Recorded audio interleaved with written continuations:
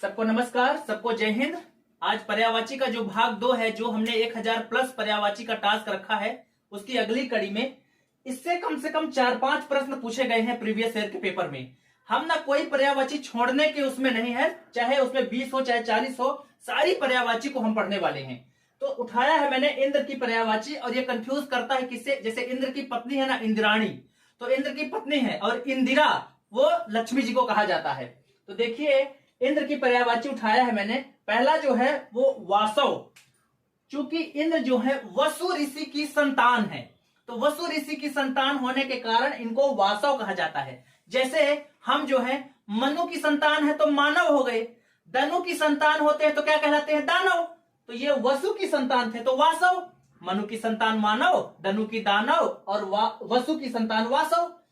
पुरंदर, पुर के इंद्र। अब देखिए इंद्र शब्द का जो शाब्दिक अर्थ होता है, इसका शाब्दिक अर्थ होता है राजा। इंद्र, आखिर हम सोचते हैं ना कि आखिर इंद्र शब्द का मतलब क्या है, तो इंद्र शब्द का जो मतलब है वो होता है राजा।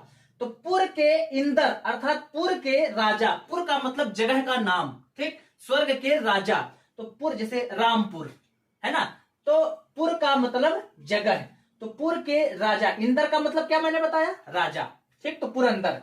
शक्र, देखिए जो देवताओं के गुरु हैं, देवताओं दो मत हैं, एक देवता का मत और एक राक्षस का मत। तो राक्षस का जो मत है उसको मानने वाले शुक्र, और जो देवता के मत है उसको मानने वाले शक्र। देखिए ध्यान रखिए, शुक्राचार्य हमने सुना है ना, ठीक ना, शुक्र के आचार्य मतलब राक्षसों का जो वो है, और शक्र जो है वो देवताओं का। तो ये देवताओं का प्रतिनिधित्व करते हैं, तो इनको कहा गया शक्र। सची के पति है, इनकी पत्नी का नाम सची है, देवी सची, ठीक, तो इनकी पत्नी का नाम हो गया सुरपति। पति शब्द का मतलब होता है मालिक या मुखिया, जैसे राष्ट्रपति, राष्ट्र का मालिक या मुखिया। तो सुर मतलब देवताओं के अधिपति या मालिक या मुखिया। देवेंद्र, देव के इंद्र, इंद्र का मतलब राजा, देवताओं के राजा, ठीक, इंद्र शब्द का मतलब राजा। तो देवेंद्र का मतलब हो जाएगा देवताओं के इंद्र अर्थात देवताओं के राजा, ठीक। जो मतलब देवेंद्र का है वही मतलब देवराज का है। देखिए किसी किसी किताब में मघवा लिखा रहता है, किसी किसी किताब में मधवा लिखा रहता है, दोनों का ही जो मतलब है मघवा, घ घड़ी वाला है यहां पर।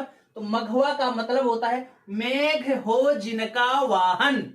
मघवा, इंद्र जो है बरसात के देवता है ना, खूब सारे बादल रहते हैं, मतलब वो जहां दृष्टि अपनी फेर देते हैं उधर, जैसा बोलते हैं ना कि इंद्रदेव नाराज हो गई, इंद्रदेव प्रसन्न हो गई, तो मतलब वो जिधर अपनी दृष्टि फेर देते हैं उधर बारिश हो जाए, जो चाहे वो ला सकते हैं। उनकी मतलब हजारों तरफ हर दिशा में आंखें हैं, जिधर वो चाह ले, इसीलिए इनको कहा भी गया है सहस्त्राक्ष, जिनकी हजारों आंखें हो, जिधर दृष्टि चाहे उधर, हजारों आंखों वाले सहस्त्राक्ष। सौर, कई जहां चाहे सूखा ला दे, जहां चाहे अकाल ला दे। सत ऋतु, सत मन्यु, सत मतलब 100 ऋतुओं के मालिक, 100 ऋतुओं के मालिक, इन दोनों का मतलब निकल गया। मतलब जो चाहे, अगर सूखा लाना चाहते सूखा ला देंगे, हरियाली लाना चाहते भाई, मधु ऋतु लाना चाहते हैं तो पनिया पानी बरसा देंगे, मधु ऋतु आ जाएगी, तो मधवा, मधु ऋतु। अब देखो मेघ यानी जब बादल उमड़ेंगे घुमड़ेंगे, पानी बरसेगा, तब जो है फूल खिलेंगे, और फूल जो खिलने वाली यानी फरवरी मार्च अप्रैल वाली जो ऋतु रहती है, तो ये जो है बसंत ऋतु जैसे नहीं होती है। तो मधवा मतलब मेघ, वो मधवा मतलब जो ऋतु है, कौन सी वाली, मधमास, यानी कि जो जिसमें मधुबन वाला जो मतलब हरियाली वाली जो सीजन है, उसके लिए मधवा।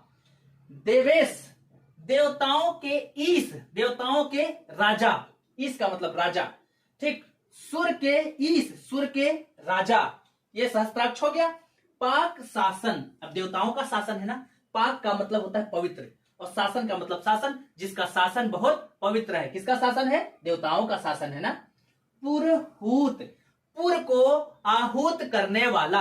अच्छा एक बात बताइए, सदन को कौन आहूत करता है, सभा को कौन आहूत करता है, जो उसका लीडर रहता है, जो उसका राजा रहता है। तो पुर को आहूत करने वाले अर्थात बुलाने वाले अर्थात बैठक करवाने वाले। महेंद्र, महेंद्र का मतलब मतलब महान, इंद्र मतलब राजा, तो महाराज, ठीक। इंद्र, देवेंद्र, महेंद्र, इंद्र, इन सब का मतलब महाराज या राजा। नागपति, नाग मतलब स्वर्ग, पति मतलब मालिक या मुखिया, स्वर्ग के मुखिया। मेघवाहन, मेघ हो जिनका वाहन, यही वाला मघवा है। अब मधु ऋतु को जो वहन करे, मधु ऋतु को जो संचालित करे, मधवा। वज्रपाणी, जिनके हाथ में वज्र हो, इनका जो हथियार है या जो धारण करते हैं वो क्या है, वज्रपाणी। कौशिक, कुशल मंगल करने वाले, भाई बारिश नहीं होगी तो दिक्कत है। देवाधिप, देवताओं के अधिपति।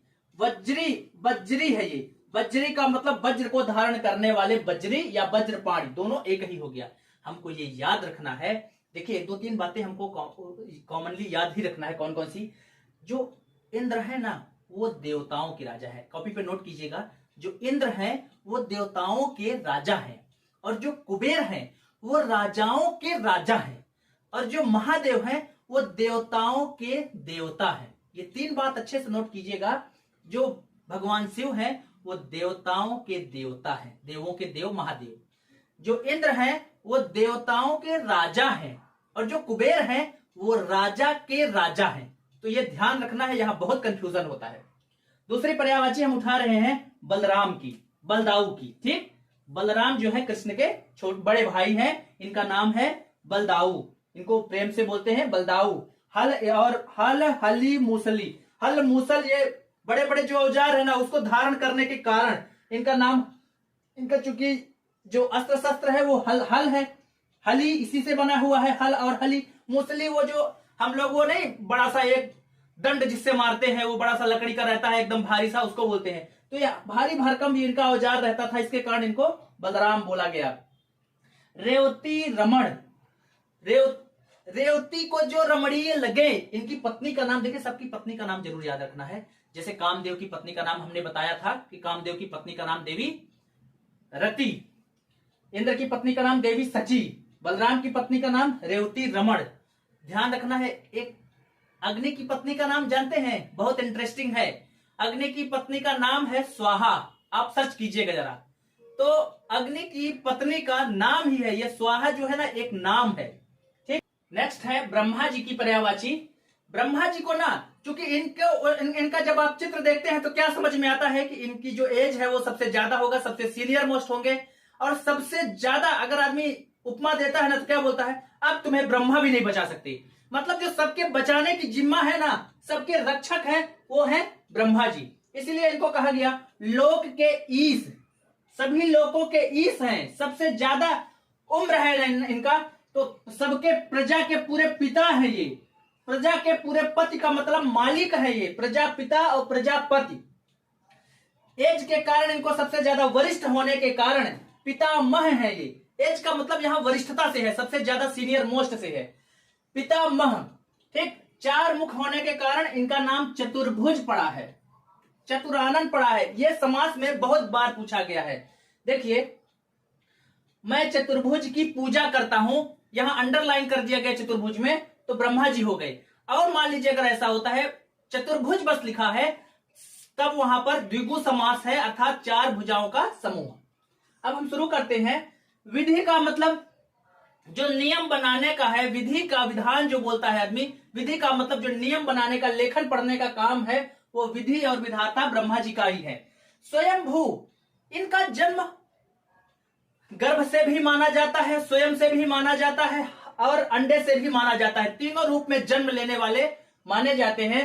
देखिए, जब आप वह फिगर देखेंगे, वह चित्र देखेंगे जिसमें विष्णु भगवान शेष नाग के नीचे लेटे हैं, माता लक्ष्मी जो है उनके चरण दबा रही हैं, उसमें देखेंगे कि विष्णु भगवान के नाभि से एक कमल निकला है, और कमल में ब्रह्मा जी विराजमान हैं। तो इसलिए उनको बोला जाता है, ब्रह्मा जी को, नाभि से जन्म लेने वाले। पवित्र स्वर्ण रूपी अंडे से जन्म लेने के कारण, अंडे से, देखिए नाभि से जन्म हुए मतलब गर्भ से जन्म ले लिए, नाभि अब अंडे के रूप में गर्भ धारण करने वाले, अंडे के रूप में, सोने के अंडे, हिरण्य का मतलब सोने का, हिरण्य गर्भ, अंडे के रूप में जन्म लेने वाले, और स्वयंभू खुद से जन्म लेने वाली। ठीक, तो ये दोनों अच्छे से याद रहना चाहिए। कमलासन, चूंकि कमल में आसन लिए रहते हैं, तो कमलासन, कमलासना लक्ष्मी जी को कहा जाता है, कमलासन ब्रह्मा जी को कहा जाता है। ठीक बात, तो ये कमलासन। जगतपति, जैसे मैंने बोला प्रजापति, वैसे जगतपति, वैसे लोकेश, कितना कॉमन नेम है ना, लोकेश नाम सुना है आपने, उस लोकेश जो है ब्रह्मा जी को ही कहा जाता है। अब्ज योनि, देखिए ये इसका बना कैसे है, अब्ज बना है अप धन जा। जब भी कभी व्यंजन के बाद कोई तीसरा वर्ण आता है, तीसरा या चौथा वर्ण, तो यह हलंत वाला जो लेटर है वो अपने तीसरे में बदल जाता है, प फ ब, तो अ धन ज बराबर हो जाता है अब्ज। और अब्ज है कमल की पर्यायवाची, ठीक, मतलब कमल में विराजमान है, कमल से बैठे हैं, कमल में आसन लिए हुए हैं। अब्ज का मतलब होता है कमल, जो विष्णु भगवान के नाभि से निकला है एक कमल, उसमें विराजमान है ब्रह्मा जी। कार्तिकेय का देखिए किंवदंती ऐसी है कि जो कार्तिकेय, चूंकि कार्तिकेय जी का कभी विवाह नहीं हुआ था, इसलिए उनको कुमार कहा जाता है, ठीक। कार्तिकेय जी का ऐसा कहा जाता है, ऐसा किंवदंती है कि एक बार माता पार्वती और शिव जी बैठे थे, तो शिव जी के तेज को अग्नि ने धारण कर लिया था, ठीक। शिव जी के तेज को अग्नि ने धारण कर लिया था, लेकिन वह तेज इतना प्रबल था कि अग्नि खुद उसको सहन नहीं कर पाए और उस तेज को नदी में प्रवाहित कर दिया। तो नदी में प्रवाहित करने के दौरान नदी का पानी इतना इतना खौलने लगा था कि उसके 6 टुकड़े हो गए। वो जो तेज था शिव जी का, उसके 6 भागों में वो विभक्त हो गया। तो देखिए अग्नि भू इनको कहा जाता है, क्योंकि वह तेज अग्नि ने लिया था और संभाल नहीं पाए, तो वो उसको स्थापित कर दिए पानी में, पर वो भी इतना तेज था कि वो पानी भी बलकने लगा। 6 भागों में वो विभक्त हो गया। अब 6 भागों में विभक्त होकर वह बहते बहते एक वन था, जंगल था, सरवन। तो सरवन के किनारे जो कृतिका नक्षत्र जो होते हैं ना, कृतिका नक्षत्र, तो 6 कृतिकाओं ने एक एक जो शिव जी का तेज था उसको पाला पोसा। 6 कृतिकाओं ने उसका पालन पोषण किया, 6 भाग में विभक्त हो गया था, इसलिए उनको साण मातुर कहा जाता है। और कृतिकाओं के द्वारा पालने के कारण इनका नाम कार्तिकेय पड़ा है, ठीक। नाम, एक नाम पता चल गया, कार्तिकेय नाम कैसे पड़ा। और इनको षाण मातुर क्यों कहा जाता है, षट मातुर, 6 माताओं के द्वारा पालन पोषण किया गया। बाद में पार्वती जी जब इनसे मिलने गई थी तो सबको 6 को अपने साथ गले लगाई, तब जाकर जो है गले लगाने के बाद वो 6 जो है एक शरीर में हो गए और इनकी 6 मुख हो गए। तो ये षटमुख भी है, इनके 6 मुख हैं, ठीक। तो ये भी एक और पर्यायवाची इसमें जोड़ दिया हमने, कार्तिकेय के 6 मुख हैं। सर जन्मा, सरवन में जन्म लिए थे ना, याद करो, 6 सरवन में बताया था, तो इसीलिए बोला गया सर भव, सर जन्मा, तो जंगल का नाम सरवन था, तो सर जन्मा, सर में जन्म लिए, सरवन में पैदा हुई, ठीक। तो ये पर्यायवाची हो गई। इनका वाहन जो है मोर है, तो ये सिख वाहन कहे जाने लगे। सिख का मतलब होता है मोर, मोर को सिख इसलिए कहा जाता है क्योंकि उसके जो सिर है उसमें शिखा रहती है, कलगी रहती है, इस वजह से, ठीक। षडानन, आपको भी मैंने बताया षडानन क्यों बोला गया, क्योंकि इनके 6 अलग अलग शरीर थे। माता पार्वती ने गले लगा के उनको एक शरीर किया, लेकिन 6 मुख, जैसे दशानन नहीं होते, चतुर्मुख थे, तो वैसे इनके 6 मुख थे, तो उस तरह से इनको षडानन बोला गया। कुमार इनका नाम पता ही चल गया आपको। स्कंद का मतलब कार्तिकेय का वर्णन जिस पुस्तक में है, कार्तिकेय का वर्णन कहलाता है स्कंद पुराण। तो स्कंद पुराण में यह इनका वर्णन है और बताया गया है कि ये तारकासुर का वध करने के लिए पैदा हुए थे। इनका जन्म हुआ था तारकासुर को मारने के लिए, क्योंकि तारकासुर को ऐसा था कि उसको शिव का पुत्र ही मार सकता था, तो तारकजित इनका नाम पड़ा है। ध्यान रखना है हमको, तारकासुर का वध, तारक वध, तारकजित दोनों ही इनके पर्यायवाची हैं, ठीक। अब नेक्स्ट है अगला, गंगा की पर्यायवाची जो है, गंगा की पर्यायवाची, चूंकि पहला नाम जो आता है जाह्नवी, जाह्नवी इनका नाम पड़ा है जहनु ऋषि की पुत्री होने के कारण इनको जाह्नवी कहा गया। दूसरा है भागीरथी के प्रयास से ये धरती पर आई, इसलिए इनका नाम भागीरथी पड़ा। हमारे गंगा जी को स्वर्ग, धरती और पाताल तीनों जगह प्रवाहित होना बताया गया है कि ये तीनों जगह, मतलब आसमान, स्वर्ग में भी और धरती में भी और पाताल में भी प्रवाहित होती हैं। तो धरती में जब प्रवाहित होती हैं तो इनका नाम गंगा है। हम सब जानते हैं कि गंगा नदी भारत में है, ठीक। जब ये नीचे पाताल में प्रवाहित होती है तो पाताल में गंगा का नाम है भोगवती, और जो स्वर्ग है, स्वर्ग में इनका जो नाम है सुरधोनी। सुरसरी, सुरसरिता, ये तीन नाम जो है ये इनका स्वर्ग में इनका नाम है। ठीक, अब देखिए अलकनंदा और ध्रुवनंदा ये जगह से निकलती है, इसलिए इनका नाम, जैसे अलकनंदा से निकलती है ना, तो इसलिए इनका नाम अलकनंदा और ध्रुवनंदा पड़ गया। देवपगा और देवापगा, देवपगा मतलब देवता के पग से, पग मतलब पैर, विष्णु के, चूंकि जब शिव जी के जटा से निकल रही थी तो इनका प्रवाह बहुत तेज था, तो विष्णु जी इनके प्रवाह को कम करने के लिए अपने पैर का जो नाखून है, अंगूठे का जो नाखून है, उसको, उससे उनका वेग थोड़ा कम किया गया था। तो देव के पैरों से निकलने के कारण इनका देव पगा पड़ा, इसीलिए इनका नाम विष्णुपदी, विष्णु के पैरों से निकलने के कारण इनका नाम विष्णुपदी पड़ा।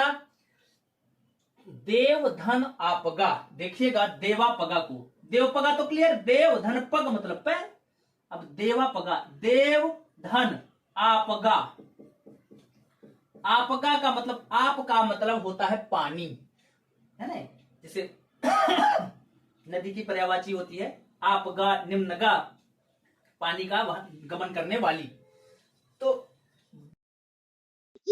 देवता से पानी के रूप में गमन करने वाली, शिव जी से पानी के रूप में गमन करने वाली।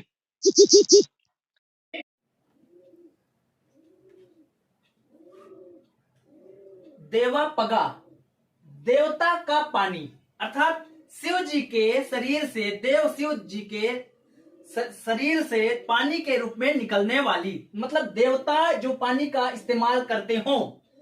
विष्णुपदी हो गया त्रिपथगा, त्रिपथगा तीन पथों पर गमन करने वाली, मैंने सबसे पहले ही बता दिया, आसमान, धरती, स्वर्ग, धरती और पाताल, तीनों जगह गमन करने के कारण त्रिपथगा, जो पाताल में इनका नाम है भोगवती है ही है। ध्रुवनंदा की बात क्लियर हो ही गई है, जगह का नाम अलकनंदा और ध्रुवनंदा से क्लियर हो गया। मोक्षदायिनी, जैसे किसी की डेथ हो जाती है तो आदमी क्या करता है, या मरने वाले होते तो बोलते हैं ना, वो तुलसी और गंगा जी का पानी, जब गंगा जल छिड़क दो, गंगा जल डाल दो, तो उनसे मतलब पवित्रता का बोध हो जाता है, मोक्ष का बोध हो जाता है, इस वजह से। नेक्स्ट है कुबेर की पर्यायवाची, देखिए कुबेर जो है ना राजाओं के राजा हैं, जैसे हमने बताया था इंद्र जो है देवताओं के राजा है, लेकिन जो कुबेर है वो राजा के राजा, पूरा धन इन्हीं के अंडर में है। तो उस धन की जो रक्षा करते हैं उनका नाम है यक्ष। जो कुबेर का धन है, एक बिल्डिंग होगी, उस बिल्डिंग में खूब सारा धन रहेगा, लेकिन उस धन की जो चौकीदारी करेगा कौन करेगा, उसी का नाम है यक्ष। तो यक्ष के मालिक हैं ये, यक्ष के भी राजा हैं ये। धन को देने वाले, धन देते हैं, चूंकि ये कुबेर है, धन के देवता है। धन, धन द, धनद, जैसे बादल की पर्यायवाची नहीं है जलद, जल को देने वाले, द मतलब देने वाले, तो धनद मतलब धन को देने वाले। भाई ये गरीबों के भी मालिक हैं, बोला जाता है किन्नरेश, किन्नरेश जिनके पास कुछ नहीं है ना, उनके भी राजा। तो धनद हो गए, धनाधिप, जो धनद है वही धन के अधिपति, मालिक, ठीक ना। राज, राज, जैसे देखिए एक और शब्द आता है, इसमें मैंने नहीं लिखा है, उसको भी नोट कर लेते हैं, राजेंद्र, राजेंद्र, ठीक। तो राज धन इंद्र, इंद्र का शाब्दिक अर्थ होता है राजा। तो देखिए राज, राज ये भी हो गया और राज, राज ये भी हो गया। हमने जब अपना इंडियन हिस्ट्री हम पढ़ते हैं तो नहीं, राज राज प्रथम, राज राज द्वितीय, राजेंद्र चोल, तो ये जो राज राज ये नाम पढ़ते हैं ना, ये कुबेर का ही नाम है, ठीक। नृप राज, मैंने बताया ना, देखिए राज, राज, राजा की एक पर्यायवाची नृप, तो नृप में राज लगा दिया तो राज, नृप राज हो गया। राजेंद्र राजा, इंद्र मतलब राजा, तो राजा राजा, तो राज राज बन गए ये। तो शब्द एक ही है ये वाली। कृष्ण की पर्यायवाची देख लीजिए, कृष्ण वन में रहते थे, बंसी बजाते थे, माधव बोलते थे, मधु ऋतु के, ठीक। मधुबन में जो कन्हैया हम पढ़ते ही हैं, तो मधुबन के कारण इनका नाम माधव। राधा को जो रमणीय लगे, राधा रमण, रमणीय मतलब अच्छे, प्रिय। गिरिधर, गोवर्धन पर्वत धारण कर लिए थे ना उस दशा में, गिरिधर। वासुदेव, वसुदेव के पुत्र थे, इसलिए वासुदेव। जिस तरह श्री राम भगवान दशरथ के पुत्र थे तो दशरथी, इसी तरह कृष्ण जो है वसुदेव के पुत्र थे तो वासुदेव। दामोदर, देखिएगा दामोदर, दाम का मतलब होता है रस्सी, उदर का मतलब होता है पेट, तो जिनका पेट रस्सी से बांधा गया हो, किसने बांधा था? माता यशोदा ने बांधा था ना। बोला था हमने, बोल तू मिट्टी खाता है, मुंह खोल, मुंह खोल, मिट्टी खाया है तूने? नहीं दिखा रहा है। रुक जा, तूने आज ऐसा काम किया है, मैं तुझे आज, वो रस्सी जब बांध रही थी पेड़ से, याद कीजिए, तो बार बार रस्सी छोटी हो रही थी। तो दाम धन उदर, जिनका उदर दाम से बांधा गया हो, जिनका उदर रस्सी से बांधा गया हो। क्योंकि यदुवंशी या यदुनंदन थे, यादवों के वंश के थे। ऋषिकेश, ये नाम याद रखिएगा, ऋषिकेश नहीं लिखा है, ऋषिकेश लिखा है, हाँ पे लिखा, देखिए ना, इसको नोटिस कीजिए, ऋषिकेश लिखा है। हर्षित करने वाले, सबको प्रसन्न करने वाले, सबको खुश प्रदान करने वाले, हर्षित, हर्षित इसी से बना है, ठीक। ब्रिज वल्लभ, ब्रिज का मतलब ब्रिजवासी जो लोग थे, उनके वल्लभ का मतलब होता है प्रिय। राधा वल्लभ, राधा के जो प्रिय हो, राधा रमण, राधा को जो पसंद लगे। ब्रिज वल्लभ, ब्रिज के वासी के प्रिय व्यक्ति। कंसारी, कंस के, अरि का मतलब शत्रु, रिपु का मतलब शत्रु, मैंने बताया भी है ऊपर। बनवारी, आपको पता है गाय चराते थे खूब, है ना, इस पे ज्यादा चर्चा करने की जरूरत नहीं है। द्वारकाधीश, द्वारका जो जगह थी उनके राजा थे, द्वारकाधीश कहलाते थे। रणछोड़, रणछोड़ जो है ना, ये जो रणछोड़ नाम पड़ा था इनका, ये युद्ध के दौरान पड़ा था, जब कंस से युद्ध वगैरह पूरा समाप्त हो गया। तो जो कंस का एक रिलेटिव था संभवतः ससुर थे, जरासंध, तो उस युद्ध में जरासंध में क्या था, उनको पता था कृष्ण भगवान को कि इसकी मृत्यु तो भीम के हाथों सुनिश्चित है, मैं मार दूंगा तो बहुत दिक्कत हो जाएगी, और इन्हीं के क्षेत्र में जरासंध से युद्ध करना ये कतई ठीक नहीं है, ठीक। इनको सब पता था, इन्हें रण छोड़ के भाग दिए, रण को छोड़ दिए थे, इन्हें सब पता था कि इसकी मृत्यु दूसरे के हाथों लिखी है, मैं इनको मार नहीं सकता, और इनके क्षेत्र में भी मैं युद्ध भी नहीं कर सकता, तो इसलिए वो छोड़ दिए थे, गुफा में चले गए थे, उनका नाम पड़ गया था रणछोड़। अब जो है चंद्रमा, सबसे ज्यादा जो कम से कम रस छंद अलंकार में भी इनके पर्यायवाची का इस्तेमाल कर लिया जाता है।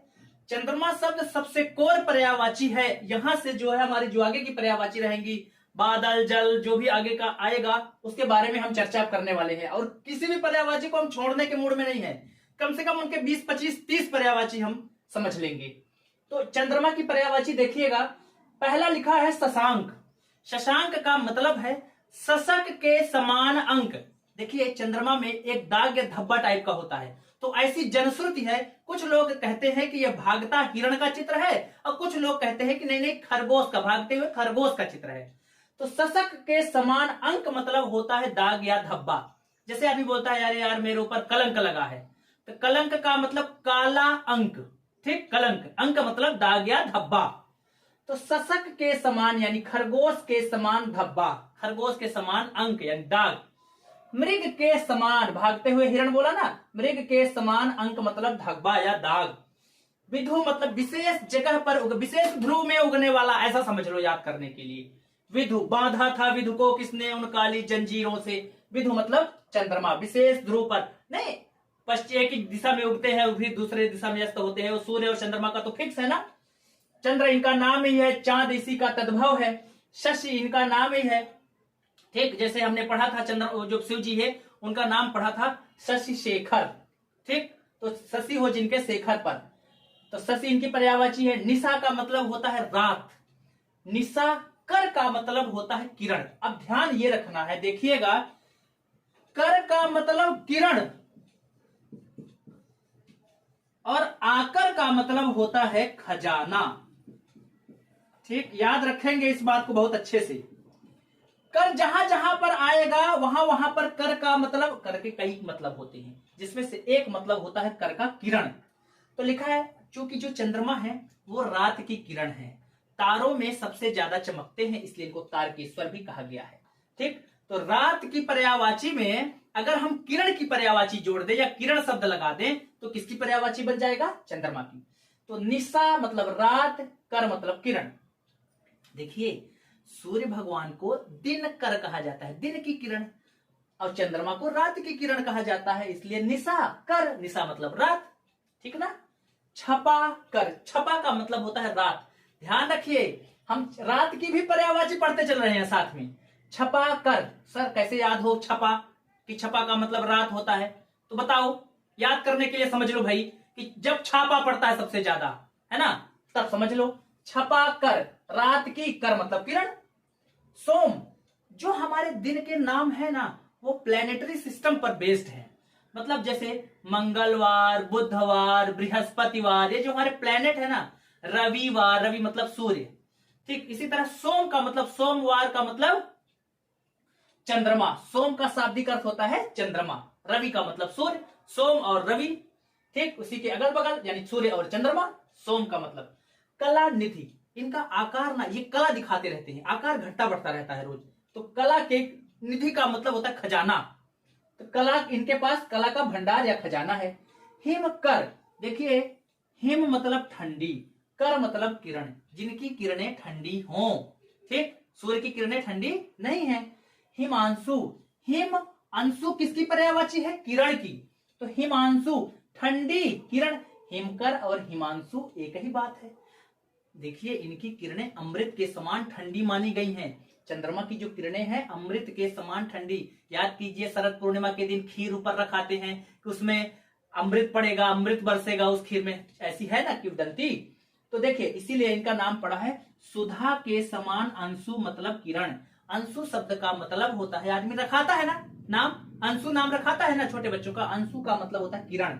जैसे सूर्य भगवान को बोला जाता है अंशुमाली, किरणों की माला पहनने वाले, ठीक। तो हिमांशु हो गया ठंडी किरण, सुधा कर, सुधा मतलब अमृत के समान, कर मतलब किरण, अमृत के समान किरण। मृग लांछन, जिस पर मृग का धब्बा लगा है, मृगांक हमने पढ़ा है ना, देखिए ना यहाँ पर मृगांक हमने पढ़ा है। तो मृग के स्वरूप का लांछन मतलब दाग या धब्बा, देखो मेरे ऊपर लांछन मत लगा हुआ है, बोलता है ना। द्विजराज, 2 बार जन्म लेने वाले, भाई इनका जन्म हुआ अमावस्या और पूर्णिमा, 2 चलता है ना जिनमें जन्म लेते हैं और फिर उगते हैं।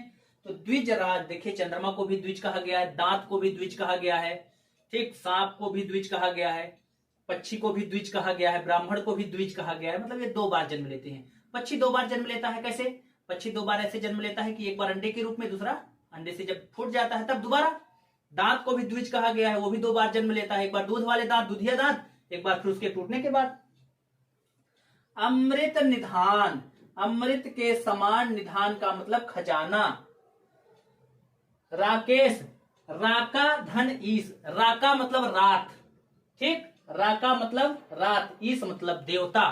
तो रात की भी पर्यायवाची याद करें, राकेश तो कॉमन नेम है ना, राकेश महेश सुरेश से तो कॉमन नेम है। राकेश मतलब चंद्रमा, राका धन ईश, राका के देवता, राका मतलब रात। इंदु, इंदु मतलब जिस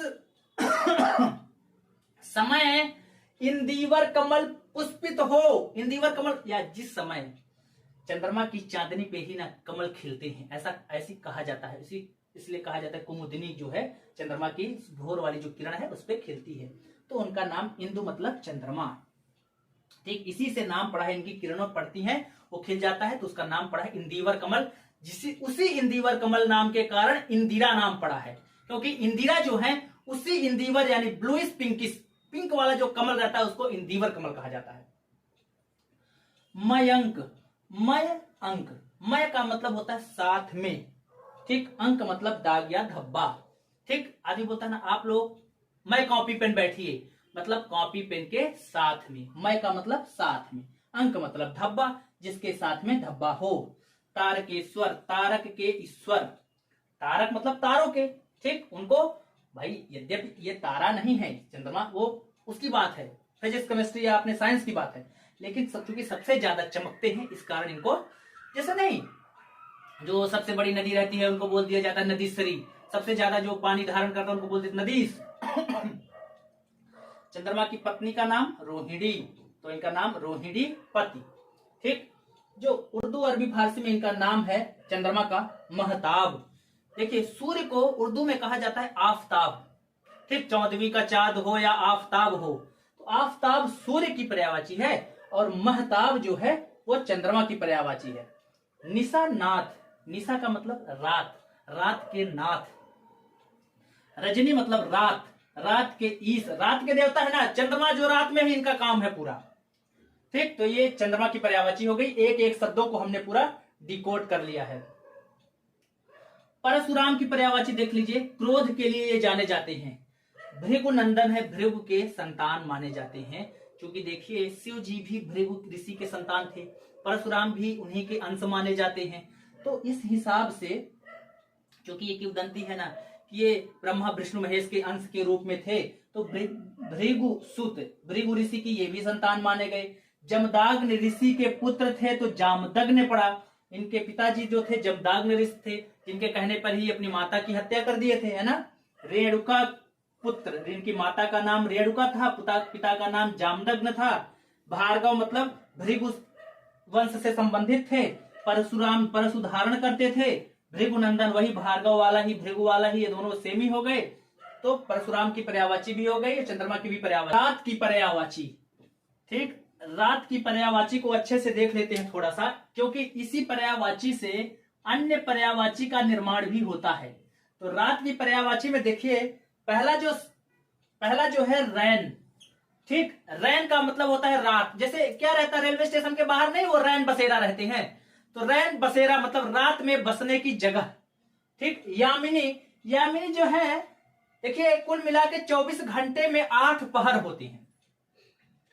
8 पहर में से एक पहर है जो 3 बजे से 2 या 3 बजे के आसपास का जो टाइम है ना, तीसरा पहर, उसको बोलते हैं यामिनी। उसमें सब लोग सोते हैं एकदम।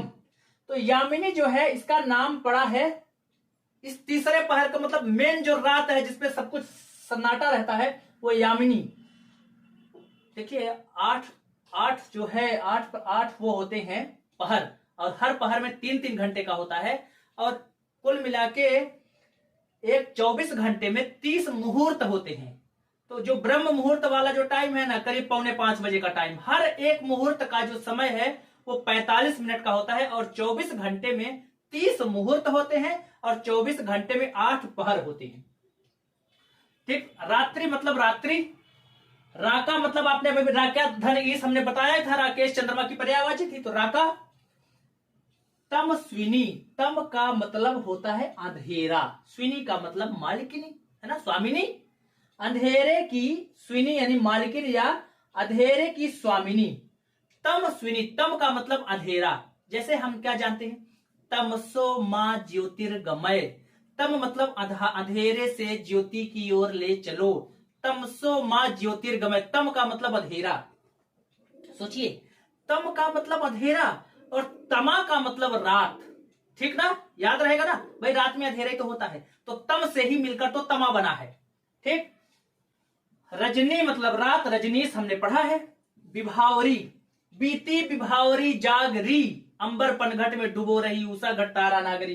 तो विभावरी का मतलब विवाह करने वाली, विवाह मतलब प्रातः काल का जो समय रहता, प्रातः सवेरा करने वाली के लिए ही है कि रात जो है विभावरी, बीती विभावरी जागरी, रात बीत गई है ना, विभावरी। सरवरी, सवेरा करने वाली, रात नहीं होगी तो सवेरा कैसे होगा, ठीक।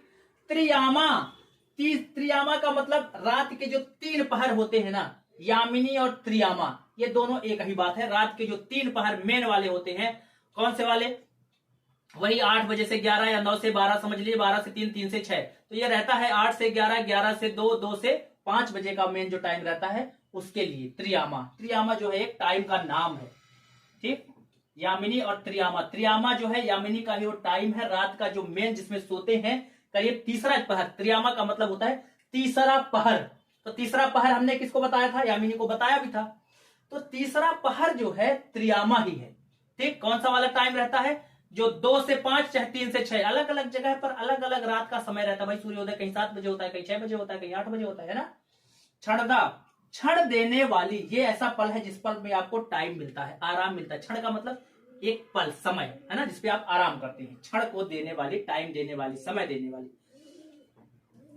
तमस मतलब होता है अंधेरा, और तमिश्रा मतलब होता है रात। तमिश्रा होती है रात, तो तमस से ही बिनकर, तम का मतलब अंधेरा, तमा का मतलब रात।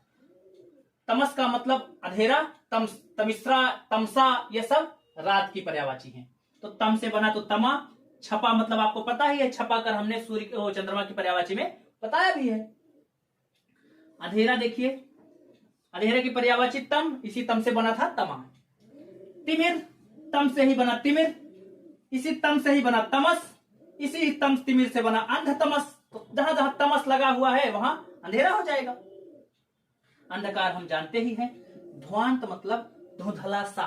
अब धुंधला धुंधला क्या होता है, जिसमें आगे की विजिबिलिटी कम हो जाती। भाई अंधेरा क्या है, जहां विजिबिलिटी कम है वहीं अंधेरा है। कुहासा पड़ता है, कुहा पड़ता है, धुंध पड़ता है, इसमें विजिबिलिटी कम हो जाती है, सर अंधेरा अंधेरा नहीं लगता है कि देखो यार थोड़ा अंधेरा लग रहा है आज मौसम। ठीक, तो ये सब अंधेरा की पर्यायवाची हो गई।